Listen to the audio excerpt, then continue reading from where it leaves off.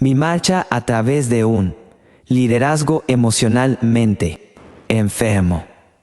Crecí en una familia italoamericana, en un suburbio de Nueva Jersey, 1,5 kilómetros exacto de los rascacielos de Manhattan.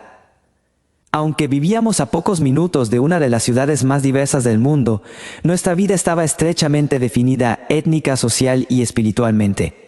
Cuando tenía unos 10 años, recuerdo que mi padre enfatizó que éramos católicos romanos, aunque vivíamos en una ciudad mayormente formada por blancos anglosajones protestantes. Me sentí confundido, porque todos nuestros amigos eran católicos romanos, y la mayoría de ellos eran italianos. ¿Acaso alguien podía hacer algo diferente? Mi padre era extremadamente leal a la iglesia, pero mi madre no. A ella le encantaban los gitanos, los adivinos, los que leían las cartas tarot y una variedad de supersticiones más que se habían ido transmitiendo por generaciones en su familia italiana. Por ejemplo, cuando nos enfermábamos, lo primero que hacía mi mamá era llamar a la gorda Josie. La gorda Josie era una medium que recitaba ciertas oraciones sobre nosotros para determinar si nos habían hecho mal de ojo. La señal invisible de que alguien nos había lanzado una malvada maldición. Entonces explicaba con detalle los pasos necesarios para eliminar la mala suerte. Mis hermanos mayores y yo rechazamos tanto la iglesia como las supersticiones italianas cuando éramos adolescentes. Mis padres se sintieron destruidos cuando mi hermano Anthony dejó la universidad para unirse a la Iglesia de la Unificación, fundada por el autoproclamado Mesías Sun Myung Moon. A mis 16 años, yo ya era un agnóstico consagrado de no haberlo sido. Es posible que hubiera seguido los pasos de mi hermano. Ninguno de nosotros lo había sabido en aquellos momentos, pero esas decisiones a edades tan tempranas nos llevaron a unos caminos espirituales que continúan hasta hoy. Mi hermano sigue estando activamente dedicado a la Iglesia de la Unificación, y yo he pasado, no solo por una, sino por varias conversiones que han ido transformando mi vida. Un camino espiritual con 4 conversiones. Cuando le digo a la gente que he pasado por varias conversiones, lo estoy diciendo de una manera muy literal. De hecho, he experimentado 4 conversiones drásticas, y cada una de ellas hizo que mi vida girara en una dirección radicalmente nueva. Conversión no 1 de agnóstico a celoso líder cristiano. Como muchos de mis amigos, me pasé la mayor parte de mis años de adolescente buscando el amor perfecto en todos los lugares donde no se encontraba. Sin embargo, todo cambió en mi segundo año de colegio universitario, cuando un amigo me invitó a un concierto en una pequeña iglesia pentecostal que se hallaba cerca del recinto universitario. Al final del concierto, el que dirigía la adoración invitó a levantar la mano a todos aquellos que quisieran recibir a Cristo. Cuando yo relato esta historia, suelo decir, Dios me levantó la mano sin pedirme permiso. Ciertamente, así fue como me sentí. Cuando se hizo el llamado al altar, salté de mi asiento y corrí hasta el frente de la iglesia con ambas manos levantadas, alabando a Dios. No conocía la diferencia entre el Antiguo Testamento y el Nuevo, pero sí sabía que antes había estado ciego y ahora podía ver. También sabía, sin que me quedara la menor duda, que Dios me había transformado y había derramado su amor sobre mí. A los 9 meses, ya era presidente de un grupo cristiano formado por 60 estudiantes, dedicado a enseñar y a guiar a partir de cuanto hubiera aprendido la semana anterior. Eso sucedió en el año 1976. Estaba tan profundamente agradecido por el amor de Jesús, que había vivido y muerto por mí, que no podía menos que compartir esa gran noticia con todo el que me quisiera escuchar, incluyendo los miembros de mi familia. Padre y yo en especial tuvimos muchas largas conversaciones espirituales. Un fin de semana estábamos sentados en la sala de estar cuando traté otra vez de hablarle de Cristo, pero él se seguía sintiendo escéptico. Pete, si este cristianismo y este Jesús del que tú me estás hablando son ciertos, me dijo, entonces ¿por qué nunca he oído hablar de esa cosa que tú llamas relación personal? Hizo una pausa por un instante. Y pude ver en su rostro una mezcla de ira y de tristeza, mientras miraba hacia afuera por la ventana de la sala. ¿Y por qué nadie le habló a tu hermano antes que destruyera su vida? Antes que destruyera a nuestra familia. Volvió la vista hacia mí e hizo un amplio gesto con las manos. ¿Dónde están todos esos cristianos de los que me estás hablando? ¿Cómo es posible que yo tenga ya 56 años y nunca me haya encontrado con ninguno de ellos? No le respondí nada, porque sabía la respuesta. La mayoría de los cristianos, en especial los que habían crecido en hogares evangélicos, se mantenían aislados de nuestro mundo italoamericano. Aunque mi padre le entregaría más tarde su vida a Cristo, nunca olvidé esa conversación. Hizo que se prendiera un verdadero fuego en mis huesos, por lo que me decidí a atravesar esa brecha, comunicando el Evangelio a todo aquel que estuviera dispuesto a escucharme. Mi carrera dentro del liderazgo en el ministerio continuó cuando pasé a formar parte del personal de InterVarsity Christian Fellowship, un ministerio interdenominacional que trabaja con los estudiantes en los recintos universitarios.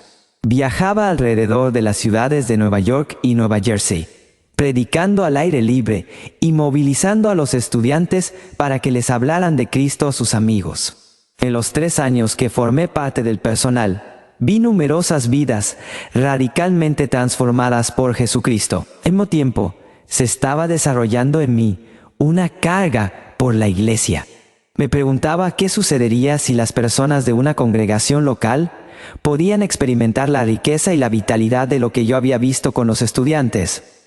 ¿Cuánto más lejos se extendería aún la gloria de Cristo si era posible transformar y movilizar a una iglesia entera? Así que me marché con el fin de prepararme para el liderazgo en la iglesia con 3 años de estudios superiores en los seminarios de Princeton y de Gordon Conwell. En ese tiempo me casé con Jerry, de quien había sido amigo durante 8 años, y que también estaba sirviendo a tiempo completo con InterVarsity. Poco después de la graduación, nos mudamos a Costa Rica, dedicar 1 año entero al estudio del idioma español. Yo tenía la visión de que regresaríamos a Nueva York para fundar una iglesia que superaría las barreras raciales, culturales, económicas y de sexos. Cuando regresamos a Nueva York, trabajé 1 año como pastor auxiliar en una iglesia de inmigrantes de habla española y di clases en un seminario en español. Durante ese tiempo, Jerry y yo no solo mejoramos nuestro español, sino que nos vimos inmersos en el mundo de 2 millones de inmigrantes indocumentados procedentes de todos los rincones del planeta. Dábamos amistad con personas que habían huido de escuadrones de fusilamiento en El Salvador, carteles de drogas en Colombia, la guerra civil en Nicaragua y la implacable pobreza que había en México y en la República Dominicana. Aquella era exactamente la preparación que nosotros necesitábamos para fundar una nueva iglesia en una sección de Queens multiétnica de clase trabajadora, donde más del 70% de los 4 millones de residentes son personas nacidas en el extranjero. Aquello también moldeó nuestra manera de comprender el poder del Evangelio y de la iglesia, y lo mucho que esos pobres, mayormente invisibles, le pueden enseñar a la próspera iglesia estadounidense. En septiembre de 1987, 45 personas asistieron al primer culto de adoración de la congregación New Life Fellowship Church. Dios se movió poderosamente en aquellos primeros años y no pasó mucho tiempo antes de que la congregación hubiera crecido hasta estar formada por 160 personas. Después de 3 años, comenzamos una congregación de habla hispana. A fines de nuestro 6º año, la asistencia al culto en inglés había alcanzado las 400 personas y había 250 asistiendo al culto en español. Para un pastor joven, se trataba de una experiencia emocionante y gratificante. Las personas estaban aceptando a Cristo, servía a los pobres de maneras nuevas y creativas. Estábamos preparando líderes, multiplicando grupos pequeños, alimentando indigentes y fundando nuevas iglesias. Sin embargo, no todo andaba bien debajo de la superficie, sobre todo en mi propia vida. Conversión no 2 de la ceguera emocional a la salud emocional. El alma se me estaba encogiendo. Siempre nos parecía que teníamos demasiadas cosas que hacer y un tiempo demasiado escaso para hacerlas. Aunque era emocionante estar en la iglesia, ya no había gozo alguno en el liderazgo dentro del ministerio, sino solo un interminable deber de cumplir con una serie de responsabilidades que nadie agradecía. Después de trabajar Era muy poca la energía que me quedaba para dedicarme a nuestras hijas o para disfrutar de la compañía de Hey. De hecho, soñaba en secreto con jubilarme. Solo andaba alrededor de los 35 años. También comencé a poner en tela de juicio la naturaleza del liderazgo cristiano. Se supone que yo me tenga que sentir siempre abatido y bajo presión para que otra gente pueda experimentar el gozo en Dios. De veras que era así como me sentía. Luchaba con la envidia y los celos que sentía hacia otros pastores, los que tenían una iglesia más grande, un edificio de mejor calidad y una situación más fácil. No me quería convertir en un adicto al trabajo, como mi padre o como otros pastores que conocía. Quería sentir contentamiento en Dios, hacer la obra del ministerio al mismo paso, sin prisas que llevó Jesús. La pregunta era, ¿cómo todo se empezó a venir abajo en 1994, cuando nuestra congregación de habla hispana pasó por una división? Nunca olvidaré la sacudida que sentí el día que entré en el culto en español y nos faltaban 200 personas, solo habían quedado 50. Todos los demás se habían marchado para iniciar otra iglesia. Una gente que yo había llevado a Cristo, que había discipulado y pastoreado durante años, se había marchado sin decir ni una sola palabra. Cuando se produjo aquella división, acepté toda la culpa por los problemas que la provocaron. Traté de seguir el ejemplo de Jesús, quedándome callado cuando me acusaran, como un cordero que llevan al matadero, Isaías 53:7. Pensaba continuamente, solo sopórtalo, Pete. Es lo que haría Jesús. Pero también estaba lleno de una serie de emociones encontradas y sin resolver. Me sentía profundamente herido y enojado con el pastor auxiliar que había encabezado la división, como el salmista. Estaba destrozado por la traición de alguien con quien me unía una bella amistad, Salmos 55:14. Estaba lleno de rabia y de odio, unos sentimientos de los que no me podría liberar, por mucho que tratara de soltarme de ellos y de perdonar.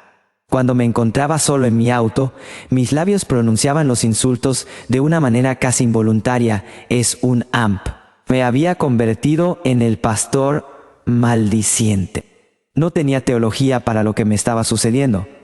Tampoco tenía un marco bíblico para la tristeza y la lamentación. Se supone que los buenos pastores cristianos amen a la gente y la perdonen. Pero ese no era yo. Cuando les hablaba a otros pastores sobre mis apuros, ellos temían que yo me estuviera deslizando hacia un abismo del que no podría salir.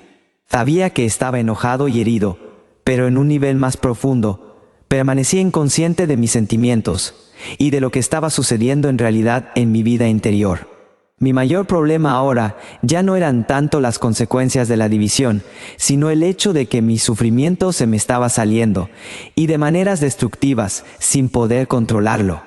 Criticaba airadamente al pastor auxiliar que se había marchado. Le decía a Jerry que no estaba seguro de que fuese cristiano todavía, y mucho menos de ser el pastor de una iglesia. El consejo más útil que me dieron fue remitirme a un consejero cristiano.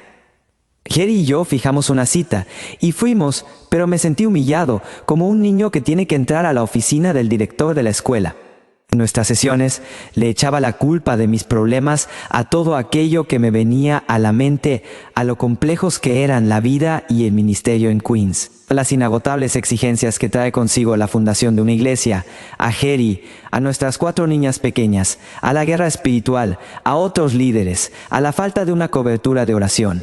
Lo que todavía no se me había ocurrido era que mis problemas pudieran haber tenido sus raíces en algo que tenía que ver conmigo.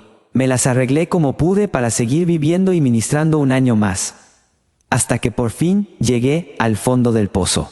El 2 de enero de 1996, Jerry me dijo que se marchaba de nuestra iglesia. Aquello era el fin de cuanta ilusión yo pudiera haber tenido acerca de mi inocencia en cuanto al desastre en que se había convertido mi vida. Así que les notifiqué a los ancianos de la iglesia la decisión que había tomado Jerry, y reconocí que me sentía inseguro en cuanto a lo que debía suceder después de aquello. Los ancianos me sugirieron que Jerry y yo asistiéramos a un retiro intensivo de una semana, para ver si podíamos poner las cosas en orden. Así que hicimos las maletas y nos fuimos a pasar 5 días completos con 2 consejeros en un centro cercano. Mi meta para esa semana era hallar una forma rápida de arreglar a Jerry y terminar con nuestro sufrimiento, de manera que pudiéramos regresar al verdadero trabajo de la vida y del ministerio. Lo que no me esperaba era que tendríamos un encuentro con Dios que nos transformaría. Aquella fue mi segunda conversión y de manera muy parecida a la primera. Tuve la experiencia de saber que había estado ciego y de repente había recibido la vista. Dios me abrió los ojos para que viera que era un ser humano, no una máquina humana, lo cual me daba permiso para sentir emociones tan difíciles como la ira y la tristeza. Sí, adquirí conciencia del significativo impacto que estaba produciendo mi familia de origen en mi vida, en mi matrimonio y en mi liderazgo. Aunque al principio me sorprendió todo aquello, el hecho de darme cuenta de la situación me ofreció una libertad recién descubierta. Dejé de fingir que era alguien que no era, y di mis primeros pasos para sentirme cómodo con el hecho de ser Pete Scazzero, con mi conjunto único de puntos fuertes, pasiones y debilidades. Más de eso, Jerry y yo descubrimos la importancia que tiene el amor como la medida de la madurez, por lo que reorganizamos las prioridades que teníamos en nuestros planes, a poner nuestro matrimonio por delante del ministerio. No obstante, esta segunda conversión también me presentó unas dolorosas realidades que ya no podía seguir negando. Yo era un bebé emocional que estaba tratando de criar madres y padres en la fe. Mi vida había notables aspectos que aún no habían sido tocados por Jesucristo. Por ejemplo, no sabía hacer algo tan sencillo como estar realmente presente o escuchando con intensidad a otra persona. Aunque era el pastor principal de una gran iglesia en crecimiento, que había sido educado en 2 importantes seminarios, que había asistido a las mejores conferencias sobre el tema del liderazgo, y había seguido lealmente a Cristo 17 años, tanto emocional como espiritualmente, seguía siendo un enano mal desarrollado. Durante casi 2 décadas, no había hecho caso del componente emocional que había en mi crecimiento espiritual y mi relación con Dios. No importaba la cantidad de libros que hubiera leído, ni lo mucho que me hubiera dedicado a la oración, porque seguiría estancado en unos ciclos repetidos de sufrimiento e inmadurez. A menos y mientras que no le permitiera a Cristo que transformara unos aspectos de mi vida que estaban profundamente por debajo de la superficie. Modelo de iceberg. Lo que hay debajo de la superficie. Descubrí que mi vida se parece mucho a un iceberg. A un témpano de hielo. Solo estaba consciente de una pequeña parte de ella y desconocía mayormente la inmensa masa que se hallaba escondida debajo de la superficie. Y era esa masa oculta la que había causado estragos en mi familia y en mi liderazgo. Hasta que no entendí que esos componentes que se hallaban debajo de la superficie no habían sido transformados por Jesús. No descubrí el enlace inseparable que existe entre la salud emocional y la madurez espiritual. No me di cuenta de que es imposible ser espiritualmente maduro al mismo tiempo que se sigue siendo emocionalmente inmaduro. En los meses y años que siguieron, Jerry y yo cambiamos muchas cosas con respecto a la forma en que llevamos nuestra vida y el ministerio. Comenzamos por trabajar 5 días a la semana, no 6 días y medio. La decisión de ser líderes basados en nuestro quebrantamiento y nuestras debilidades se convirtió en uno de los valores básicos. Amar bien era ahora la tarea más importante en medio de todo nuestro trabajo para Dios. Ignoramos el ritmo del ministerio en New Life. Al mismo tiempo que recorríamos nuestros propios témpanos de hielo a grandes profundidades, invitábamos a nuestros líderes a unirse a nosotros. El resultado fue nada menos que una revolución copernicana, tanto en mi caminar con Cristo como en mi familia y en mi liderazgo. 3. La congregación New Life Fellowship Church floreció. Conversión no 3 de la agitación a una espiritualidad calmada. Cuando me hice cristiano, me enamoré de Jesús. Atesoraba los momentos en que me hallaba a solas con Él, mientras leía la Biblia y oraba. No obstante, casi de inmediato, la actividad de mi vida, el hacer para Jesús, comenzó a eclipsar la dimensión contemplativa de mi vida, el estar con Jesús. Había aprendido muy temprano lo importantes que eran las devociones diarias para alimentar mi relación con Cristo, pero en especial, desde que había entrado al liderazgo en el ministerio, sencillamente no me bastaba con un momento de tranquilidad al día. No pasó mucho tiempo antes que me encontrara dedicado a más actividades para Dios que las que mi estar con Dios podía sostener. Mi tercera conversión se produjo entre los años 2003 y 2004, cuando Jerry y yo nos tomamos un descanso sabático de 4 meses. Había estado leyendo acerca de los movimientos monásticos desde mis tiempos de seminario y ahora tuvimos el tiempo y el espacio para aprender realmente sobre ellos. Visitamos diversos monasterios protestantes, ortodoxos y católicos romanos, y nos unimos a los ritmos monásticos de la soledad, el silencio, la meditación de las escrituras y la oración. Cuando llegó el tiempo de terminar el descanso sabático, Jerry y yo habíamos hecho unos ajustes radicales destinados a aminorar el ritmo de nuestra vida. Pasar momentos en soledad y silencio, orar con el oficio diario y practicar semanalmente el Sabbat se convirtieron en nuestras disciplinas espirituales básicas. Estábamos experimentando tanto gozo y tanta libertad en nuestro caminar con Cristo como en nuestro matrimonio, que nos preguntábamos si acaso Dios no nos estaría llamando a dejar atrás la intensidad de la ciudad de Nueva York para mudarnos a un lugar más lleno de paz. Pero pronto vimos con claridad que esas disciplinas eran de hecho las prácticas fundamentales que necesitábamos para quedarnos en Queens y seguir guiando a la iglesia. Cuando comenzamos a enseñar el tema de la espiritualidad contemplativa, que defino como aminorar nuestro ritmo de vida para estar con Jesús, integrándola con lo que ya habíamos estado enseñando acerca de la salud emocional, en toda nuestra iglesia se desataron un poder y una vida maravillosos. En todos los ministerios, desde los grupos pequeños hasta los cultos de los domingos y las reuniones dedicadas a dar preparación, las personas experimentaban un resurgimiento radical de su vida en Cristo. Yo mismo experimenté también un resurgimiento de mi liderazgo. Dejé de orar para que Dios bendijera mis metas y comencé a orar para que se hiciera su voluntad. Aprendí a esperar en el Señor por el Señor mismo, no por el deseo de recibir alguna bendición. Yo trabajaba menos, Dios trabajaba más. Me acogí a una manera más equilibrada de ver a Dios como inmanente y trascendente a la vez, y reconocí y reafirmé su obra, tanto dentro de nosotros como más allá. Comencé a medir el éxito en el ministerio por la calidad de la vida transformada que llevaban las personas, en lugar de medirlo por el número de asistentes y por las cantidades de las ofrendas solamente. El impacto fue tan asombroso que me sentí impulsado a escribir acerca de lo que Dios estaba haciendo en medio de nosotros. El resultado fue la publicación de la espiritualidad emocionalmente sana en el año 2006. La iglesia estaba creciendo. Las vidas estaban pasando por una transformación. Yo me sentía más fuerte, tanto personal como profesionalmente. Sin embargo, en mi iceberg había un continente sin vencer que permanecía intacto. Era el liderazgo mismo. Conversión no 4 de la superficialidad a la integridad en el liderazgo. Aunque New Life estaba floreciendo en numerosos niveles, seguía existiendo una significativa desconexión entre lo que yo había aprendido acerca de la salud emocional y espiritual, y mi papel en el liderazgo como pastor principal.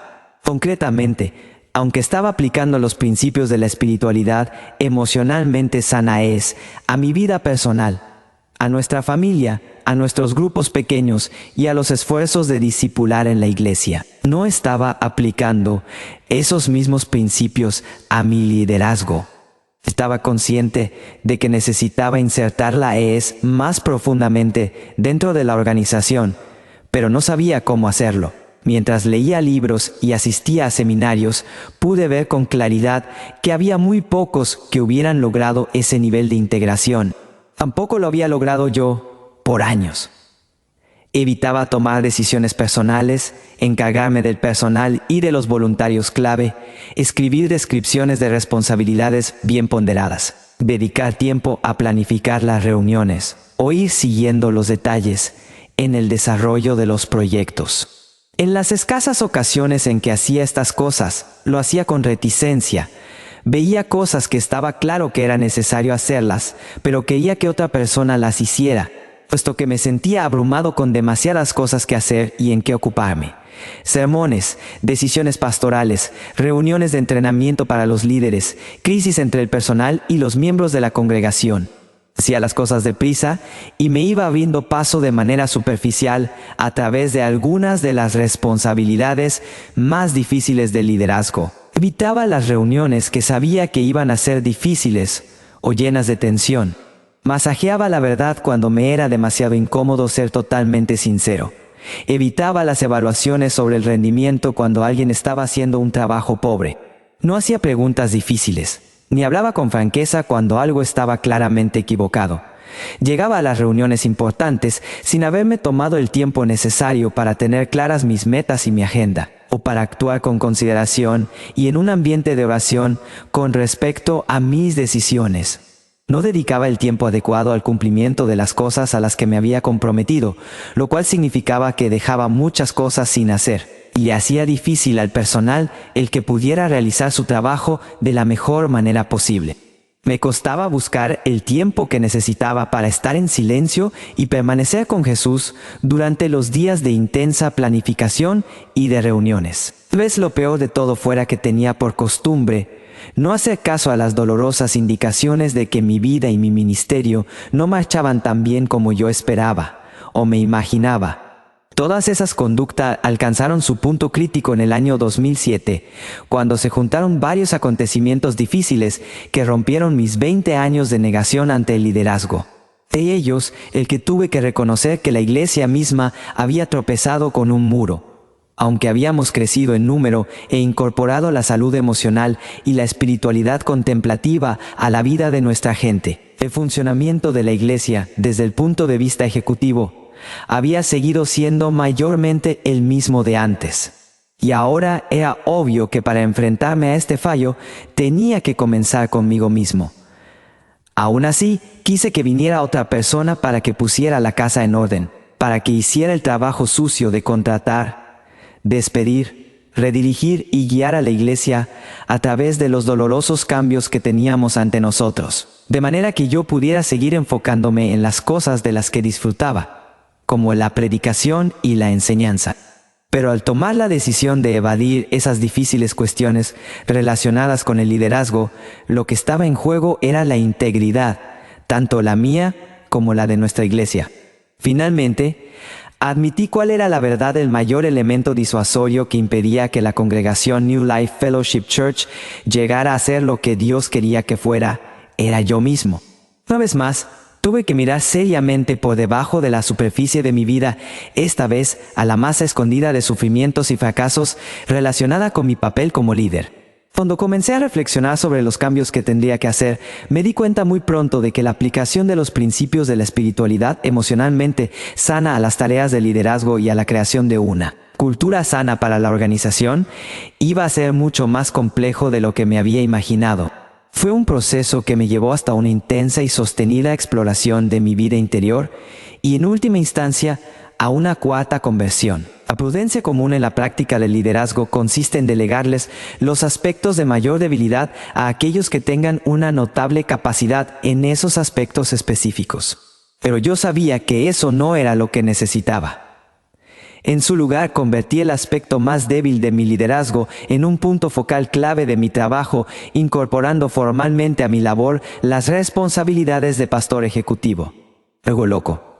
No es cierto, pero yo estaba decidido a aprender a desempeñar ese papel, al menos por una temporada. Cancelé los compromisos para dar conferencias fuera de New Life, formé un equipo de maestros, rechacé un contrato que se me ofrecía para que escribiera un libro, y me inscribí en una serie de reuniones intensivas de consejería con el fin de irme abriendo paso a través de mis propios bloqueos situados debajo de la superficie del témpano de hielo. Todo lo que estaba impidiendo que me convirtiera en un líder sano y eficaz. A lo largo de los 2 años siguientes, aprendí algunas habilidades clave, muchas de las cuales no me fueron fáciles. Mientras lo hacía, cometí errores que hirieron a la gente. Al mismo tiempo, también desarrollé más valentía y la disposición de enfrentarme a las conversaciones difíciles, cumplir lo que prometía y reunir los datos y las realidades que hicieran falta antes de tomar las decisiones de importancia. Aprendí que el hecho de que me malentendieran y de que hubiera unas cuantas personas que se marcharan de la iglesia como resultado de mis decisiones era menos importante que el de perder mi integridad. Y aunque con frecuencia me resultaba muy doloroso, aprendí no solo a reconocer la verdad, sino también a buscarla, sin que me importara dónde me podría llevar. Yo no era, ni soy aún, un pastor ejecutivo bien dotado. Sin embargo, por el hecho de haber invertido mi persona en ese papel durante un tiempo, Dios pudo resolver una serie de cuestiones que había en mi carácter y que necesitaban una transformación para que la iglesia pudiera seguir adelante. Y fue específicamente por medio del crisol de liderazgo, como Dios me pudo ir despojando de las capas de mi yo falso para enseñarme a integrar mi transformación por debajo de la superficie con las tareas y las responsabilidades pertinentes al liderazgo. Te vas a ver retado. El líder emocionalmente sano nació de las luchas y del crecimiento que experimenté a continuación de mi cuarta conversión, en el año 2007. He ido anotando con cuidado un diario durante estos últimos 8 años, y en él he hecho una crónica de mis interrogantes, mis luchas internas con Dios, mis errores y mis éxitos ocasionales. Aún así, me sentía seriamente tentado a no escribir este libro. Me sigo sintiendo profundamente consciente de que soy un compañero averiado en este camino. Escribo con toda franqueza, desde las duras lecciones aprendidas en mis fracasos. Quisiera haber conocido en mis 20 y tantos, 30 y tantos y 40 y tantos años lo que describo aquí. Todas y cada una de las páginas de este libro fueron escritas pensando en ti, el líder cristiano. Mientras escribía, me imaginaba con frecuencia que estaba sentado a la mesa frente a ti tomando un café, pidiéndote que me hablaras de tus esperanzas, y también de tus luchas y tus desafíos en el liderazgo. A partir de las conversaciones que he sostenido con los numerosos pastores y líderes que he entrenado, que les he servido de mentor y que les he dado consejería a lo largo de los años, me he imaginado que tú me dirías algo como lo que sigue. Yo quiero ser un líder mejor. Estoy dispuesto y deseoso de aprender, pero no sé por dónde empezar. Sé que hay algo que no anda bien. Me siento como si solo fuera cuestión de tiempo antes de que suceda algo malo. Ya no puedo seguir así. Me he tropezado con un muro y necesito ayuda para entender qué fue lo que salió mal, de manera que me pueda volver a poner en pie y guiar de una manera diferente. Estoy atascado en un ambiente que no puedo transformar. Soy un líder de nivel medio y en una situación negativa, y me siento impotente en cuanto a cambiar las cosas. Estoy haciendo las cosas lo mejor que puedo, pero no estoy causando impacto alguno. Estoy dirigiendo programas, pero no estoy cambiando vidas. Siento que ya no puedo ni subir ni bajar, que estoy estancado. Estoy demasiado abrumado por mi trabajo para poder disfrutar de la vida con Dios, conmigo mismo y con los demás. Me estoy perdiendo por completo los gozos de la vida a causa de las aplastantes exigencias del liderazgo. ¿Te identificas con algunas de estas declaraciones? Si así es, entonces eres un candidato excelente para dar los pasos siguientes en el crecimiento del liderazgo y en su transformación. A medida que leas las páginas que siguen, tengo la esperanza de que te hagan tomar con mayor seriedad las verdades que puedas descubrir acerca de ti mismo y de tu liderazgo. Pero no quiero que te desesperes en cuanto a tus posibilidades en el futuro. Yo soy una prueba viviente de que es realmente posible echar abajo las viejas maneras de pensar acerca del liderazgo cristiano y abrirles espacio a las nuevas. Quiero que te puedas extender al máximo, tanto teológica como emocional y espiritualmente, al descubrir nuevas profundidades de las Escrituras para tu vida y tu liderazgo.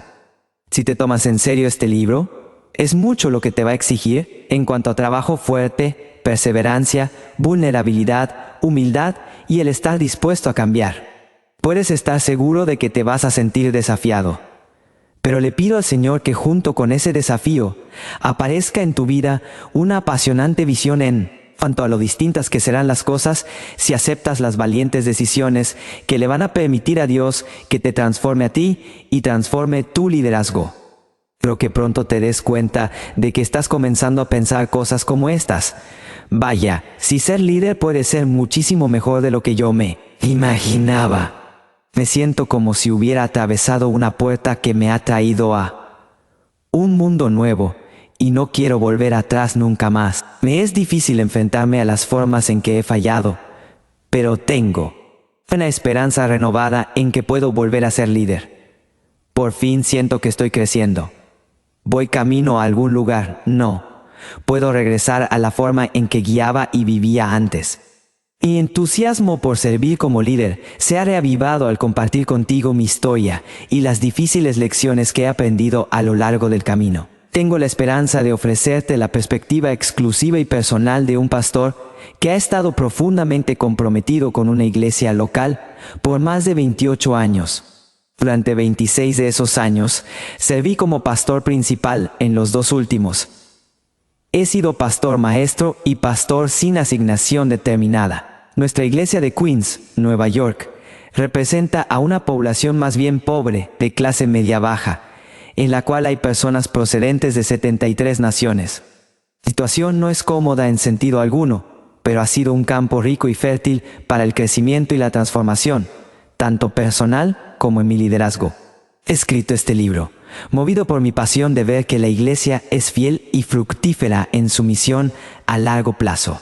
No obstante, si esperamos realmente transformar al mundo con las buenas nuevas de Jesús, necesitamos comenzar por embarcarnos en un viaje personal que nos va a llevar a través de una transformación profunda de nuestra vida, muy por debajo de su superficie. Las páginas que siguen te ofrezco una especie de mapa de carreteras para ese viaje, acompañado por ideas y prácticas específicas para que te ayude a discernir los próximos pasos que Dios quiere que des.